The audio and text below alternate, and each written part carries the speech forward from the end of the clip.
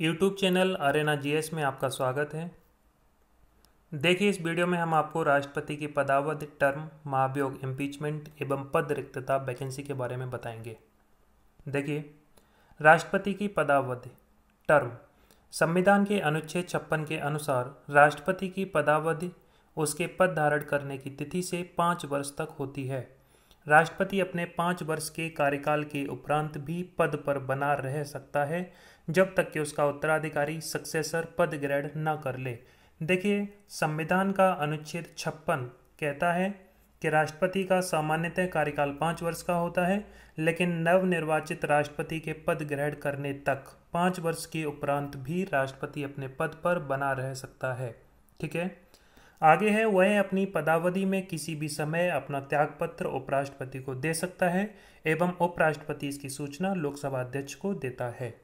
ठीक है, आगे देखिए, अनुच्छेद 57 आर्टिकल 57 के अनुसार वह उस पद पर कितनी ही बार पुनः निर्वाचित हो सकता है। देखिए, भारतीय संविधान का अनुच्छेद 57 कहता है कि राष्ट्रपति कितनी ही बार पुनः निर्वाचित हो सकता है, इसकी कोई सीमा नहीं है।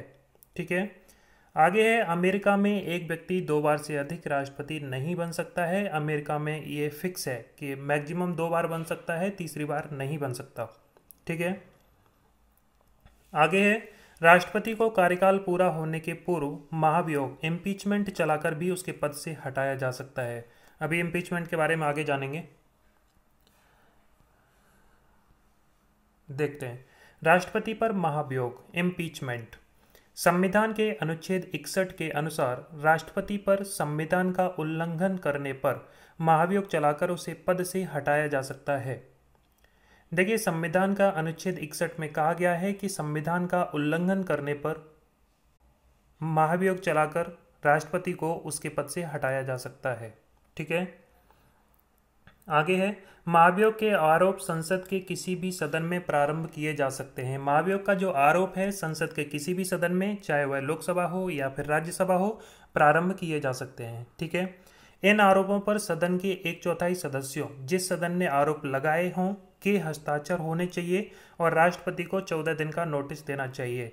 देखिए, जो सदन ये आरोप लगा रहा है, मान लीजिए लोकसभा ने आरोप लगाया तो लोकसभा के 1/4 सदस्यों के सिग्नेचर होने चाहिए, और अगर राज्यसभा ने लगाया तो राज्यसभा के 1/4 सदस्यों के सिग्नेचर होने चाहिए और राष्ट्रपति को 14 दिन पहले नोटिस देना चाहिए। ठीक है,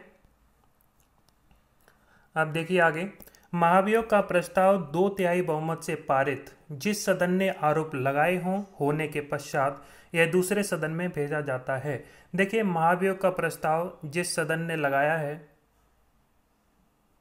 जिस सदन ने प्रस्तुत किया है, 2/3 बहुमत से पारित होने के पश्चात यह दूसरे सदन में भेजा जाता है, जिसे इन आरोपों की जांच करनी चाहिए। दूसरा सदन इन आरोपों की जांच करता है कि जो पहले सदन ने आरोप लगाए हैं वो आरोप सही हैं या फिर वो आरोप गलत हैं। राष्ट्रपति को इसमें उपस्थित होने तथा अपनी प्रतिनिधित्व कराने का अधिकार होता है। दूसरा सदन जब इनकी जांच करता है तो राष्ट्रपति उसमें उपस्थित रह सकता है और अपना प्रतिनिधित्व करा सकता है। ठीक है, आगे देखते हैं, यह दूसरा सदन इन आरोपों को सही पाता है और महाभियोग प्रस्ताव को 2/3 बहुमत से पारित करता है, तो राष्ट्रपति को प्रस्ताव पारित होने की तिथि से उसके पद से हटना होगा। देखिए, अगर दूसरा सदन जांच करने के बाद अगर उन आरोपों को सही पाता है और 2/3 बहुमत से उसको पारित कर देता है तो राष्ट्रपति को उसी तिथि से हटना होगा। ठीक है, आगे है, महाभियोग संसद की एक अर्ध न्यायिक प्रक्रिया है, क्वासी जुडिशियल प्रोसीजर। ये क्वेश्चन आपसे पूछा जा सकता है एग्जाम में कि महाभियोग किस प्रकार की प्रक्रिया है, तो आपका आंसर होगा अर्ध न्यायिक प्रक्रिया, क्वासी जुडिशियल प्रोसीजर। ठीक है, आगे देखते हैं, संसद के दोनों सदनों के नामांकित सदस्य जिन्होंने राष्ट्रपति के चुनाव में भाग नहीं लिया था, इस महाभियोग में भाग ले सकते हैं। देखिए, राष्ट्रपति के निर्वाचन जब हमने पढ़ा था तो उसमें पढ़ा था कि जो नॉमिनेटेड मेंबर्स होते हैं वो राष्ट्रपति के निर्वाचन में भाग नहीं लेते हैं, लेकिन जो महाभियोग प्रस्ताव है इसमें नॉमिनेटेड मेंबर्स भी भाग ले सकते हैं। ठीक है, आगे है, राज्य विधानसभाओं तथा दिल्ली व पुडुचेरी विधानसभाओं के निर्वाचित सदस्य इस महाभियोग में प्रस्ताव में भाग नहीं लेते हैं जिन्होंने राष्ट्रपति के चुनाव में भाग लिया था। देखिए, सभी राज्य की विधानसभाओं तथा दिल्ली पौंडीचेरी की विधानसभाओं के जिन निर्वाचित सदस्य होते हैं, इलेक्टेड मेंबर्स होते हैं, वो महाभियोग प्रस्ताव में भाग नहीं लेते हैं जिन्होंने राष्ट्रपति के चुनाव में निर्वाचक मंडल में भाग लिया था। ठीक है, आगे देखिए, राष्ट्रपति के पद की रिक्तता, वैकेंसी। राष्ट्रपति का पद निम्न कारणों से रिक्त हो सकता है। देखिए, फर्स्ट, 5 वर्षीय कार्यकाल समाप्त होने पर। देखिए, 5 वर्ष का सामान्यतः जो समय होता है वो पूरा हो जाने पर राष्ट्रपति का पद रिक्त हो जाता है।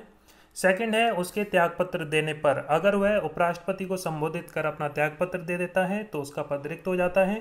थर्ड है महाभियोग प्रक्रिया द्वारा उसे पद से हटाने पर, संविधान के उल्लंघन करने पर अगर उसके खिलाफ महाभियोग का प्रस्ताव पारित हो जाता है तो उसका पद रिक्त हो जाता है। फोर्थ है उसकी मृत्यु पर, एवं फिफ्थ है अन्यथा, जैसे यदि वह पद ग्रहण करने के लिए अर्ह न हो अथवा निर्वाचन अवैध घोषित हो। अगर उसका निर्वाचन अवैध घोषित कर दिया जाता है तो राष्ट्रपति का पद रिक्त हो जाता है। ठीक है, देखिए आगे देखते हैं। यदि राष्ट्रपति के पद रिक्त होने का कारण उसके कार्यकाल का समाप्त होना हो तो उस पद को भरने है तो उसके कार्यकाल पूर्ण होने से पूर्व नया चुनाव कराना चाहिए। देखिए, अगर राष्ट्रपति का पद, उसका कार्यकाल 5 वर्ष का जो होता है उसका समाप्त होना हो तो उस स्थिति में क्या होता है कि उसका कार्यकाल पूर्ण होने से पूर्व नया चुनाव हो जाना चाहिए। ठीक है, आगे है, यदि नए राष्ट्रपति के चुनाव में किसी कारण कोई देरी होती है तो वर्तमान राष्ट्रपति अपने पद पर बना रहेगा 5 वर्ष के उपरांत भी, जब तक कि उसका उत्तराधिकारी कार्य ग्रहण ना कर ले। आगे देखते हैं, यदि राष्ट्रपति का पद उसकी मृत्यु, त्यागपत्र, निष्कासन अथवा अन्यथा किसी कारण से रिक्त होता है तो नए राष्ट्रपति का चुनाव पद रिक्त होने की तिथि से 6 महीने के भीतर कराना चाहिए। उपराष्ट्रपति नए राष्ट्रपति के निर्वाचित होने तक कार्यवाहक राष्ट्रपति के रूप में कार्य करेगा। नया निर्वाचित राष्ट्रपति पद ग्रहण करने से 5 वर्ष तक अपने पद पर बना रहेगा। देखिए, अगर राष्ट्रपति के पद रिक्त होने का कारण उसकी मृत्यु, त्यागपत्र, निष्कासन, अन्यथा कोई और कारण है तो नए राष्ट्रपति का चुनाव 6 महीने के अंदर हो जाना चाहिए। इन 6 महीनों तक उपराष्ट्रपति कार्यवाहक राष्ट्रपति के रूप में कार्य करता है और जो नया निर्वाचित राष्ट्रपति होगा वो पद ग्रहण करने से 5 वर्ष तक अपने पद पर बना रहेगा। ठीक है, आगे देखते हैं, यदि वर्तमान राष्ट्रपति अनुपस्थित, बीमारी या अन्य कारणों से अपने पद पर कार्य करने में असमर्थ हो तो उपराष्ट्रपति राष्ट्रपति के पुनः पद ग्रहण करने तक कार्यवाहक राष्ट्रपति के रूप में कार्य करेंगे। देखिए, यदि वर्तमान राष्ट्रपति बीमार हैं या अन्य कारणों से या अनुपस्थित हैं तो उस स्थिति में जो उपराष्ट्रपति होते हैं वो एक्टिंग प्रेसिडेंट, कार्यवाहक राष्ट्रपति के रूप में कार्य करते हैं और उपराष्ट्रपति मैक्सिमम 6 महीने, कार्यवाहक राष्ट्रपति एक्टिंग प्रेसिडेंट के रूप में कार्य कर सकते हैं। ठीक है, आगे है, यदि उपराष्ट्रपति का पद रिक्त हो तो भारत का मुख्य न्यायाधीश, अन्यथा उसका भी पद रिक्त होने पर उच्चतम न्यायालय का वरिष्ठतम न्यायाधीश कार्यवाहक राष्ट्रपति के रूप में कार्य करेंगे। देखिए, यदि उपराष्ट्रपति का पद रिक्त है तो उस स्थिति में भारत का मुख्य न्यायाधीश, अगर भारत का मुख्य न्यायाधीश का भी पद रिक्त है तो उस स्थिति में उच्चतम न्यायालय का वरिष्ठतम न्यायाधीश, सीनियर मोस्ट जज, एक्टिंग प्रेसिडेंट के तौर पर कार्य करेंगे। ठीक है, आइए अब देखते हैं कुछ इंपॉर्टेंट क्वेश्चंस। क्वेश्चन है, भारत के राष्ट्रपति का चुनाव कितने वर्षों के लिए होता है? जैसा कि मैंने आपको बताया था कि राष्ट्रपति का जो सामान्यतः कार्यकाल होता है 5 वर्ष का होता है, तो आपका आंसर होगा सी, 5 वर्ष। ठीक है, नेक्स्ट क्वेश्चन है, किस अनुच्छेद के तहत राष्ट्रपति अपने पद ग्रहण करने की तिथि से 5 वर्ष की अवधि तक अपने पद पर बना रहता है? आपके ऑप्शंस हैं अनुच्छेद 54, अनुच्छेद 56, अनुच्छेद 57, अनुच्छेद 58। आपका राइट आंसर है बी, अनुच्छेद 56। अनुच्छेद 56 में कार्यकाल सामान्यतः 5 वर्ष बताया गया है। ठीक है, नेक्स्ट क्वेश्चन देखते हैं, भारत के राष्ट्रपति को उसके पद से हटाया जा सकता है? आपके ऑप्शंस हैं भारत के प्रधानमंत्री द्वारा, लोकसभा के द्वारा, भारत के मुख्य न्यायाधीश द्वारा, संसद द्वारा। तो आपका राइट आंसर होगा डी, संसद द्वारा।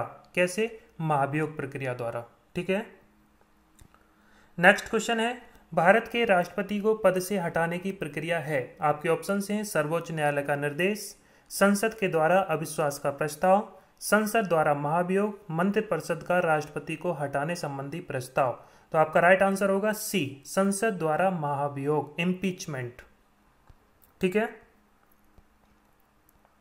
नेक्स्ट क्वेश्चन है, संविधान के उल्लंघन के लिए राष्ट्रपति के विरुद्ध अभियोग कार्यवाही किसमें शुरू की जा सकती है? ऑप्शंस हैं लोकसभा में, राज्यसभा में, उच्चतम न्यायालय में, संसद के किसी भी सदन में। देखिए आर्टिकल 61 हमने पढ़ा था, उसमें महाभियोग की प्रक्रिया का वर्णन है। तो उसमें मैंने आपको बताया था कि महाभियोग की प्रक्रिया संसद के किसी भी सदन, चाहे वह लोकसभा हो या फिर राज्यसभा में शुरू की जा सकती है। तो आपका आंसर होगा डी, संसद के किसी भी सदन में। ठीक है, नेक्स्ट क्वेश्चन देखते हैं, राष्ट्रपति को हटाया जा सकता है। ऑप्शंस हैं अविश्वास प्रस्ताव लाकर, महाभियोग द्वारा, कानूनी कार्रवाई से, संविधान संशोधन से। तो आपका राइट आंसर होगा बी, इम्पीचमेंट द्वारा, महाभियोग द्वारा।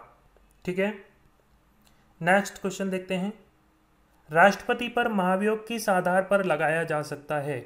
आपके ऑप्शंस हैं किसी भी आधार पर, उपराष्ट्रपति को राष्ट्रपति बनाने पर, राज्य विधानसभा को भंग करने पर, संविधान के अतिक्रमण करने पर।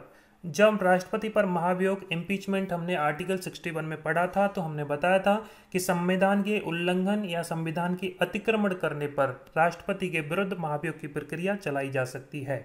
तो आपका राइट आंसर होगा डी, संविधान के अतिक्रमण करने पर। ठीक है, नेक्स्ट क्वेश्चन देखिए, राष्ट्रपति पर महाभियोग की प्रक्रिया किस देश के संविधान से ली गई है?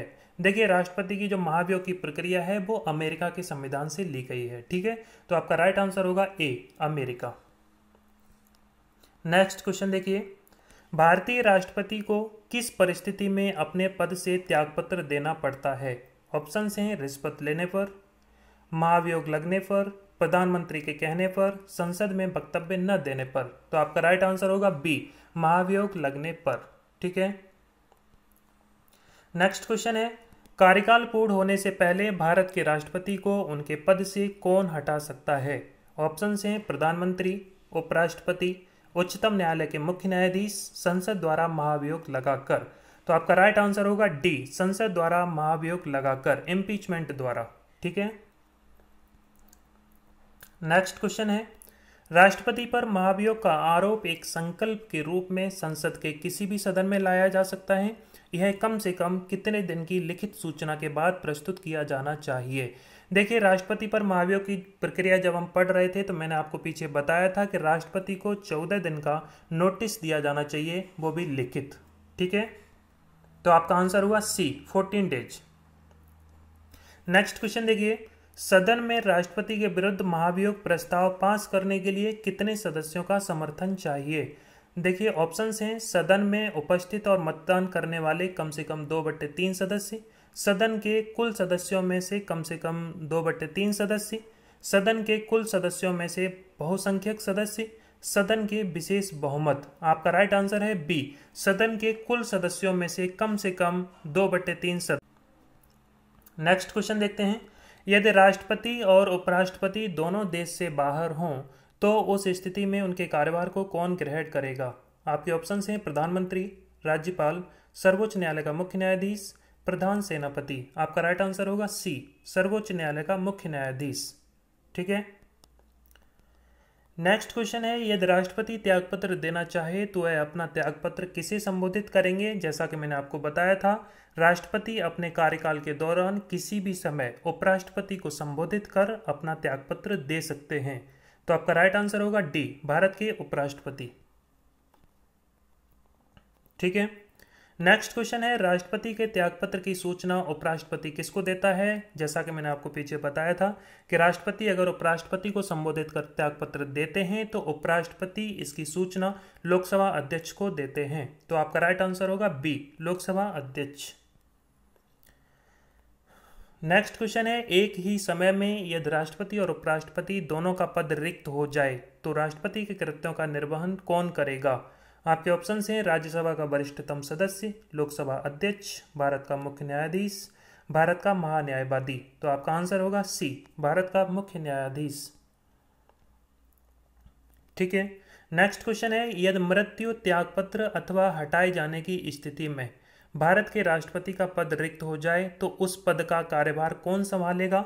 जैसा कि मैंने आपको पीछे बताया था कि यदि मृत्यु हो जाती है, त्यागपत्र दे देते हैं या हटाए जाते हैं, उस स्थिति में भारत के राष्ट्रपति का कार्यभार भारत के उपराष्ट्रपति संभालते हैं। तो आपका आंसर होगा बी, उपराष्ट्रपति। देखिए नेक्स्ट क्वेश्चन, जब राष्ट्रपति मृत्यु, त्यागपत्र, पदच्युत या अन्य कारणों से अपने कर्तव्य को नहीं निभा सकता है तो उपराष्ट्रपति कितने समय तक राष्ट्रपति के रूप में कार्य करता है? आपके ऑप्शंस हैं 6 माह, 1 वर्ष, 1.5 वर्ष, 5 वर्ष।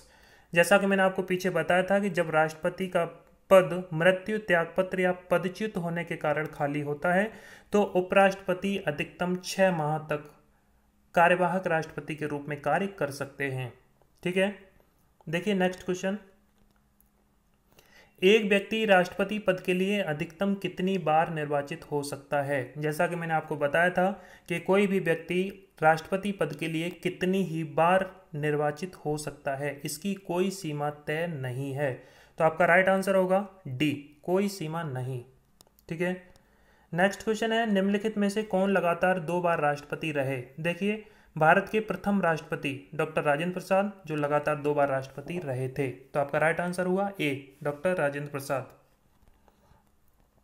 नेक्स्ट क्वेश्चन है, डॉक्टर राजेंद्र प्रसाद कितने वर्ष तक राष्ट्रपति रहे? तो आपका आंसर होगा सी, 12 वर्ष। 26 जनवरी 1950 से लेकर 12 मई 1962 तक डॉक्टर राजेंद्र प्रसाद भारत के राष्ट्रपति रहे थे। ठीक है, नेक्स्ट क्वेश्चन देखिए, भारतीय संविधान का कौन सा अनुच्छेद राष्ट्रपति के पद के लिए पुनः निर्वाचन की योग्यता निर्धारित करता है? आर्टिकल 57, अनुच्छेद 57। आपका राइट आंसर है डी। ठीक है, नेक्स्ट क्वेश्चन देखिए, भारत के राष्ट्रपति पर महाभियोग लगाने का अधिकार है? आपके ऑप्शंस हैं सर्वोच्च न्यायालय को, लोकसभा अध्यक्ष को, संसद के दोनों सदनों को, प्रधानमंत्री को। तो आपका राइट आंसर होगा सी, संसद के दोनों सदनों को। ठीक है, नेक्स्ट क्वेश्चन है, निम्नलिखित में से कौन राष्ट्रपति के निर्वाचन का भाग है परंतु उसके महाभियोग अधिकरण का भाग नहीं है? ऑप्शंस हैं लोकसभा, राज्यसभा, राज्यों की विधानसभाएं, राज्यों की विधान परिषदें। जैसा कि मैंने पीछे बताया था कि जो राज्यों की विधानसभाओं के जो निर्वाचित सदस्य होते हैं वो राष्ट्रपति के निर्वाचन में भाग लेते हैं, लेकिन राष्ट्रपति की जो महाभियोग प्रक्रिया है, महाभियोग अधिकरण है, जो इम्पीचमेंट प्रोसीजर है, उसमें भाग नहीं लेते हैं। ठीक है, please like the video, share the video and subscribe the channel. Thanks for watching.